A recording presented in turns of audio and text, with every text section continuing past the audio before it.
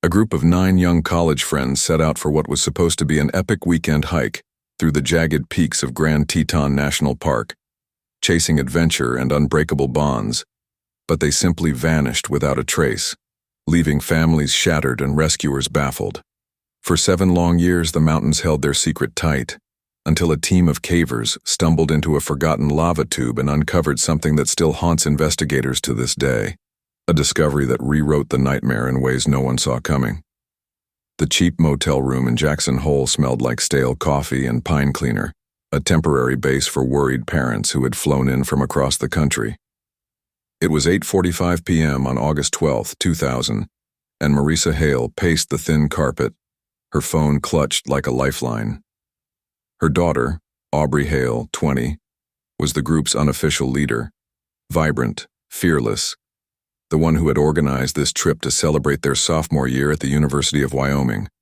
Aubrey and her 8 friends, 5 boys and 4 girls, all between 18 and 22, had left that morning for a moderate loop trail around Jenny Lake, promising to be back by sunset for burgers and stories around a fire pit. They were fit, experienced hikers. Some had grown up backpacking in the Rockies. Marisa had laughed off her worries when Aubrey texted a group selfie at the trailhead, all smiles against the sharp Tetons, backpacks loaded, water bottles raised like trophies. Conquering the wild today. Love you, Mom. That was at 9:32 a.m. Now, hours past their return time, Marisa's practiced calm was cracking. In the world of outdoor enthusiasts, 30 minutes late was nothing, maybe a sprained ankle or a scenic detour. But 2 hours? That was fear territory. Aubrey's friends were no strangers to nature. Caleb Reed, 21, the quiet navigator with a GPS watch. Dylan Voss, unique names. Dylan Kane, 19, the jokester who packed extra snacks. Gavin Locke, 22, the strong one who carried the group's tent. Hunter Blaine, 18, the newbie but eager learner. Jordan Tate, 20, the photographer snapping every view. Brooke Nolan, 19, Aubrey's roommate and best friend. Cassidy Reed, 21, Caleb's sister and the group's medic with a first aid kit. And Delaney Frost, 20, the environmental science major who knew every plant and trail rule. They were prepared, or so Marisa thought. As the clock hit 9 p.m., she dialed the park ranger station, her voice steady but edged with panic. My daughter and her friends are missing. They should have been back hours ago. The dispatcher took notes. 9 hikers, gray van still in the parking lot, intended route a 12-mile loop with no overnight plans. Marisa forwarded the selfie, Aubrey in front with her ponytail and red bandana, the others grinning behind her, the Grand Teton peak piercing the sky like a warning. It would become the face of the disappearance, plastered on flyers and news screens. At the Coulter Bay Ranger Station, Ranger Elias, no unique, Ranger Harlan Beck, a 15-year veteran with a face like weathered leather, stared at the photo on his screen. He'd handled lost tourists before, but a group this size, this young and capable, vanishing in broad daylight? It screamed something sudden and brutal. Weather had been clear, no storms, no fog. Wildlife reports were quiet. Bears were active, but no attacks noted. Harlan mobilized a quick response. Flashlight teams on the trail before full dark. But as night swallowed the park, the searchers found nothing. No dropped gear, no footprints veering off path, no calls for help echoing in the canyons. The group had evaporated. By dawn on August 13th, the search exploded into a full-scale operation. Grand Teton National Park Rangers coordinated with Teton County Sheriff's Office, pulling in helicopters that buzzed low over the lakes and ridges, their spotlights cutting through morning mist. Ground teams, dozens of volunteers, K-9 units, and mounted patrols gridded the area around Jenny Lake, shouting names that bounced off granite walls. Aubrey, Caleb, Brooke. The air thrummed with urgency, but the terrain fought back. Steep switchbacks slick with loose rock, dense forests of lodgepole pine that hid ravines, and hidden crevasses where a slip could mean disaster. Families arrived in waves, Marisa joined by Aubrey's father, the Canes flying in from Colorado, the locks driving through the night. They set up a command post at the trailhead, maps spread on folding tables, coffee steaming in the chill air. Reporters hovered, cameras rolling as parents pleaded, "They're out there. Please find them." Theories swirled early. Maybe they took a wrong turn toward Cascade Canyon, a tougher route with sheer drops. Or perhaps a group decision to extend the hike, but with no overnight gear that seemed reckless. Harlan noted the group's prep. They had filed a basic itinerary, carried bear spray, and shared locations via a group chat that went silent after 11:45 a.m., when Jordan sent a photo of the lake view. No distress signals, no 911 calls. It was as if the mountains had opened up and swallowed them whole. On day 3, a breakthrough seemed imminent when a dog alerted on a scent near a rocky outcrop off-trail. Searchers dug in, hearts pounding, but it was just a discarded energy bar wrapper, not theirs. False hope crashed hard. By day 5, the operation swelled to over 200 people, including National Guard choppers and thermal imaging drones. They expanded the grid to 50 square miles, combing Garnet Canyon and the backcountry. Still, nothing. No clothing scraps, no blood, no signs of struggle. The absence was the mystery. 9 people don't vanish without leaving something. As weeks dragged, public interest peaked with headlines like Teton 9 lost forever. Online forums buzzed with speculation, alien abductions, serial killers, or a pact to run away. But families knew better. These were kids with futures. Aubrey studying biology, Gavin in engineering, Cassidy dreaming of med school. They weren't runaways. Marisa clung to hope, hiking trails herself, calling Aubrey's name until her voice hoarsed. The official search scaled down after 21 days, resources exhausted, but volunteers persisted into fall. Snow came early that year, blanketing clues. The case went cold, filed as an unexplained group disappearance, one of the largest in park history. Families returned home broken, holding annual vigils at the trailhead. Marisa kept Aubrey's room untouched, her hiking boots by the door. 7 years passed like a slow wound. Grief dulled, but never healed. Then, on July 23, 2007, everything changed. A team of amateur cavers exploring remote lava tubes in the park's northern flanks, formed from ancient volcanic activity near the Teton's base, repelled into a narrow fissure. They were mapping undocumented caves, flashlights piercing the dark. Deep inside, about 200 feet down a twisting passage, one caver's beam hit something unnatural. A tattered backpack, blue and faded, wedged in a rock pile.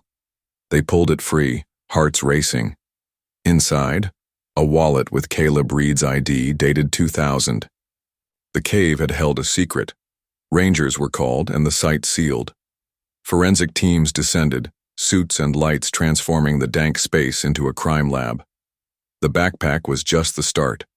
As they excavated, they found more: scattered bones, clothing remnants, a digital camera with corroded batteries. But the real shock was the cave's layout, a natural trap, with a hidden entrance collapsed years ago, perhaps by a rock slide. Initial theories pointed to a tragic accident. The group, off-trail for a shortcut or view, fell into an unmarked sinkhole leading to the tube. Trapped underground, they survived briefly on snacks and water, but suffocation or injury claimed them. Yet questions nagged. How did they all end up there? Why no surface signs? Dr. Lena Voss, no, unique. Dr. Lena Harlow, a forensic anthropologist, examined the remains.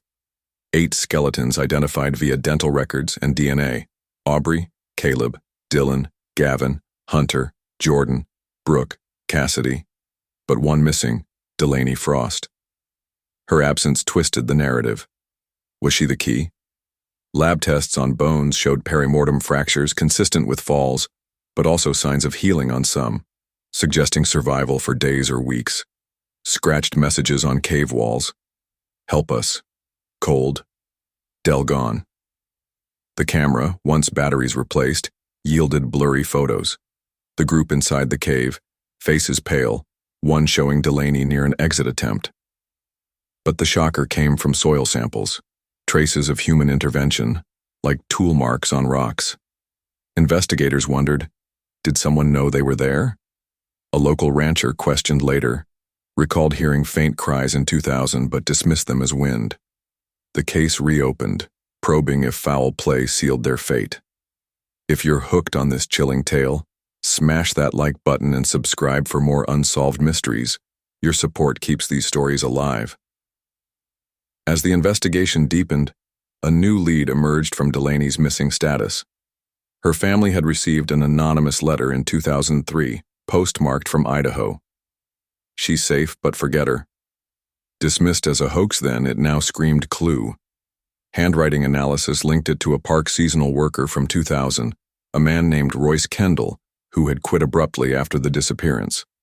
Royce, tracked to a remote cabin, denied involvement, he confessed to spotting the group under pressure, arguing with them over poaching. He was illegally trapping in the area. In a panic, he led them toward the sinkhole, knowing it was dangerous, but claimed they fell accidentally. He sealed the entrance with rocks to cover his tracks, thinking they were dead. But Delaney, she escaped the initial fall, injured but alive. Royce found her wandering, took her in, and in a twisted act, kept her hidden, brainwashing her into a new life. She was found alive in 2007, living under a false name, with no memory of the trauma due to head injury. The discovery stunned everyone. 8 dead, 1 survivor, and a cover-up that lasted years. Investigators still puzzle over Royce's full motives, but the cave's horrors remain etched in Teton lore. What do you think really happened down there? Drop your theories in the comments. The cave's dark depths held more secrets than anyone imagined, and as forensic teams pieced together the shattered remains of Aubrey, Caleb, Dylan, Gavin, Hunter, Jordan, Brooke, and Cassidy, the air grew thick with unanswered questions. Dr. Lena Harlow worked late into the nights, her lab a maze of microscopes and bone fragments, each discovery peeling back layers of the tragedy. The skeletons told a grim story. Multiple fractures on skulls and limbs, signs of a desperate fall into that lava tube's maw.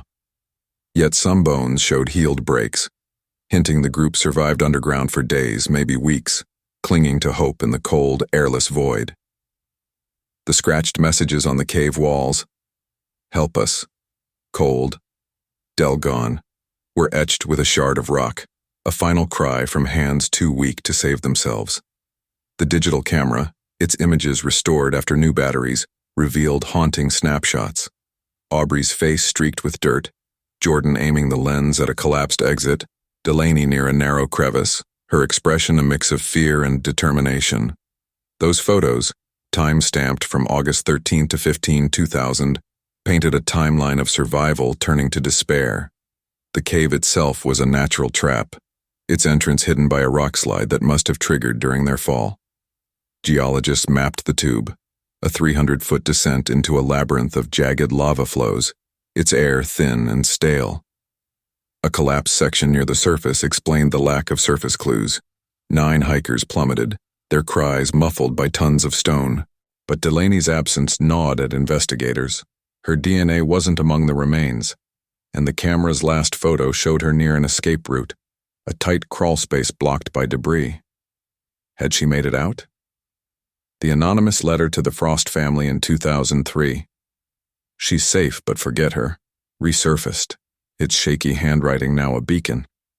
Handwriting experts linked it to Royce Kendall, a 45-year-old seasonal worker who'd patrolled the park's northern edges in 2000.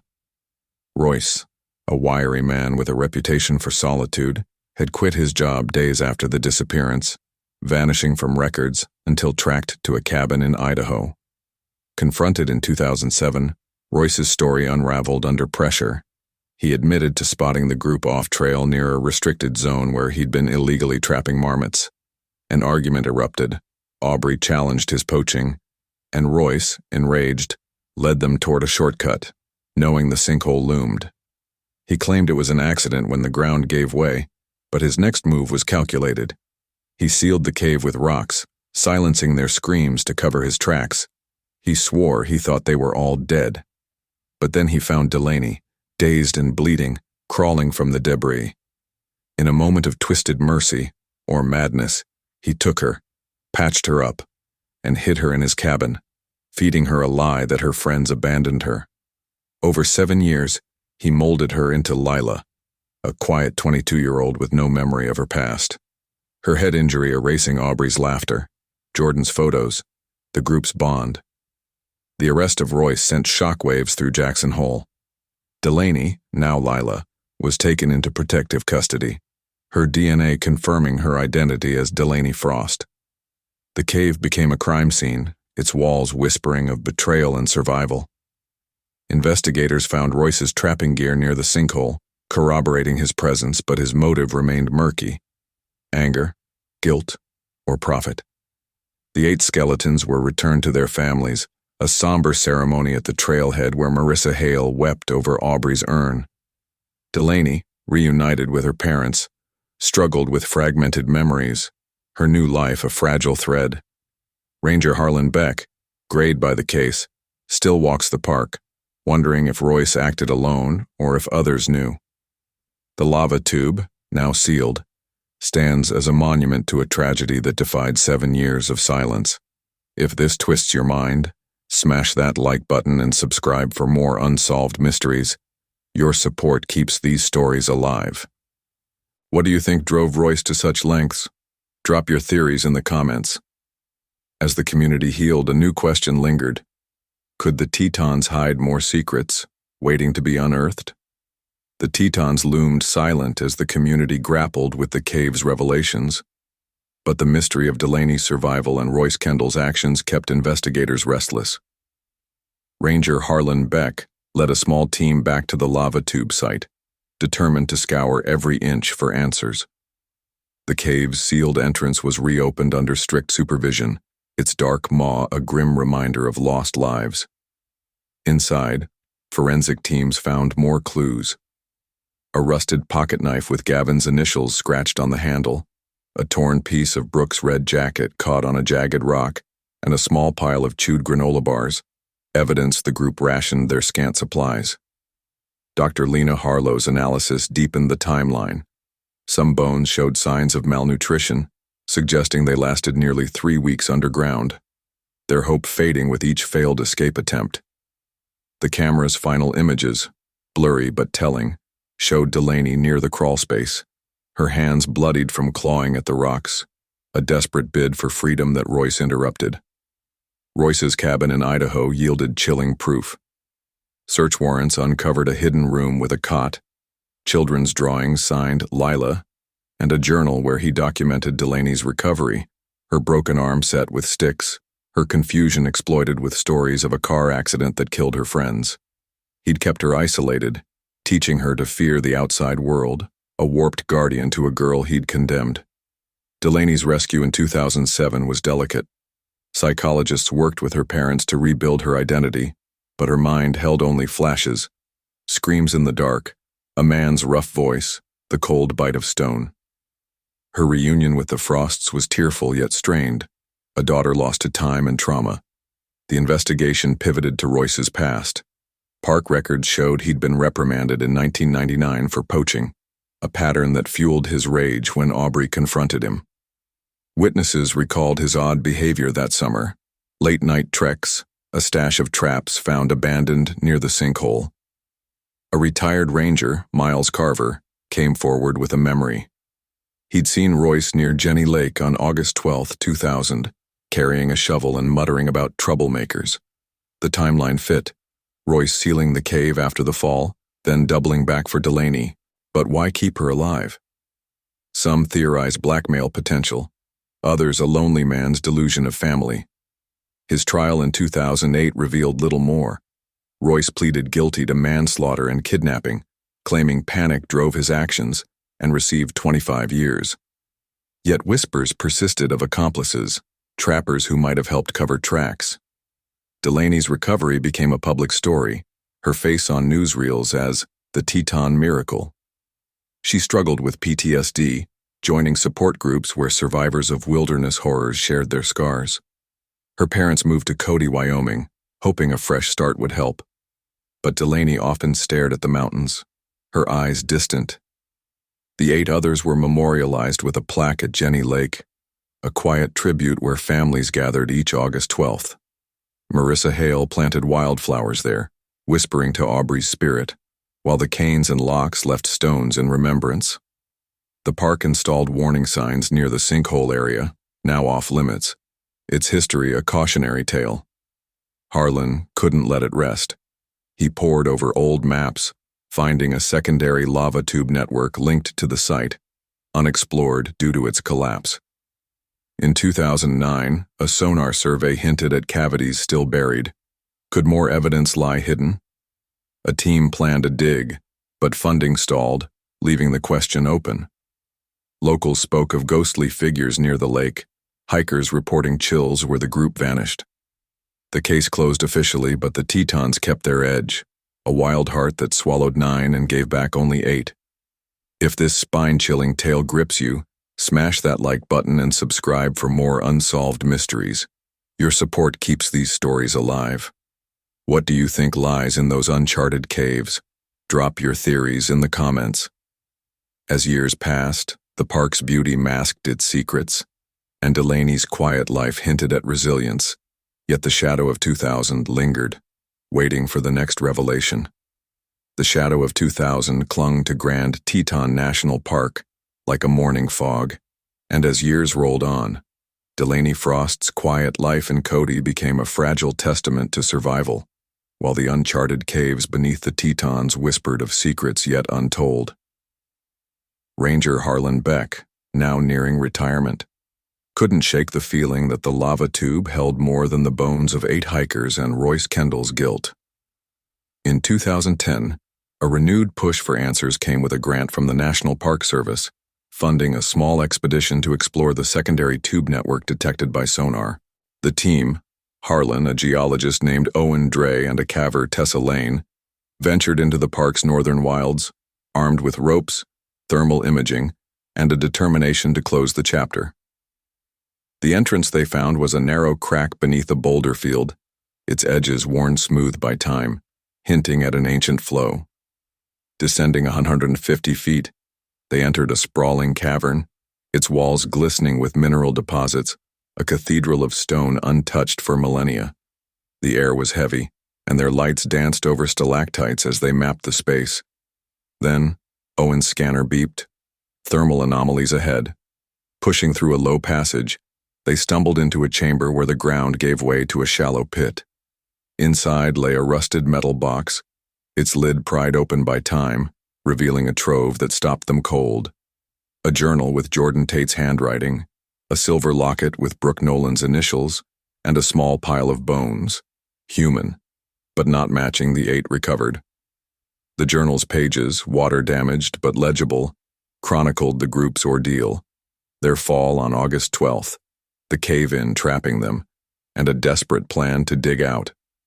Jordan wrote of Delaney's escape attempt, her disappearance into the crawl space, and a strange noise. Footsteps, then silence, before the ink trailed off. The locket held a photo of Brooke and her younger brother, a keepsake she'd clung to. The extra bones, later identified as a child's, raised a chilling question. Was someone else down here? Back at the lab, Dr. Lena Harlow analyzed the finds.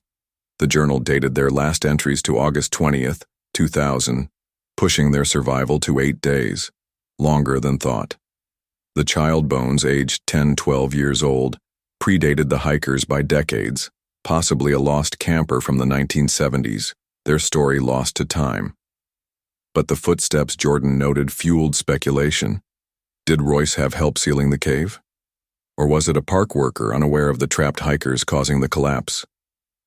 Harlan cross-checked records, finding a maintenance crew near Jenny Lake that day, clearing debris after a minor quake.